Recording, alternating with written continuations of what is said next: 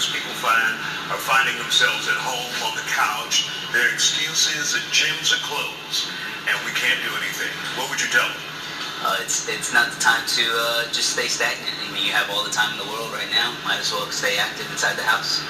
And what are some of the ways you can stay active besides the exercise that you're going to show us?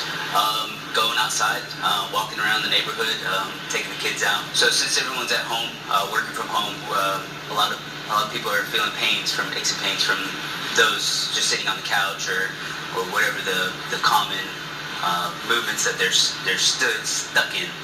So what we're doing is just kind of loosening up those joints and making them move around a little bit more than they are right now. What you see now is a couch stretch. Basically, you're going in a kneeling position. You can either elevate that back leg so you get a little deeper stretch, or you can keep that back leg on the ground. You're going to push your hips forward and then put your arms up into the sky. And what that will do is stretch your hip flexor and relieve the lower back from any pain that you've been having.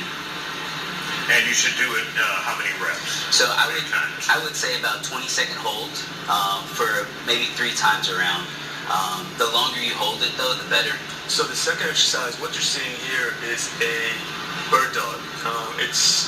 It's an activation drill, and it's best to be combined with the first exercise because the first exercise will loosen some of those muscles up. The second one will activate the posterior chain.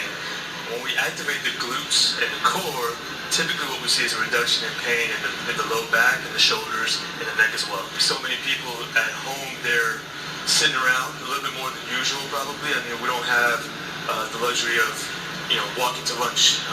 Everything is done in the house right now. And so that being said, people's hips are getting tight. We're hearing from our clients that their low backs are achy.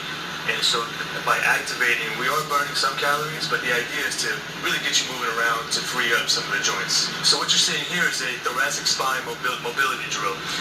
What we do it 2 different ways. You can just open up regular, or the second one we're alternating here is a rainbow opener. What it's designed to do is free up the shoulders. So many people, I mean, just being corporate America, you deal with 2 things predominantly: tight backs and tight necks. And this one is more designed to alleviate some of the chronic pain people may be feeling in their shoulders and necks. So the plank lockout. So you're going to be on your elbows and your toes. So basically it's a push-up position but on your elbows. You're going to squeeze everything as hard as you can, and all you're going to do is hold that for 20 seconds.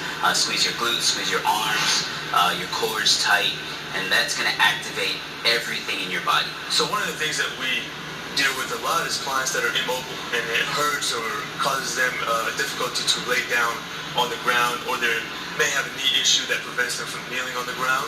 And so in those cases, you can do a lot of these exercises standing up. If you look at the first exercise, what we're doing is opening up the hip flexor. You can do that standing up by holding onto a counter and pulling your leg back and opening that hip joint at the same time.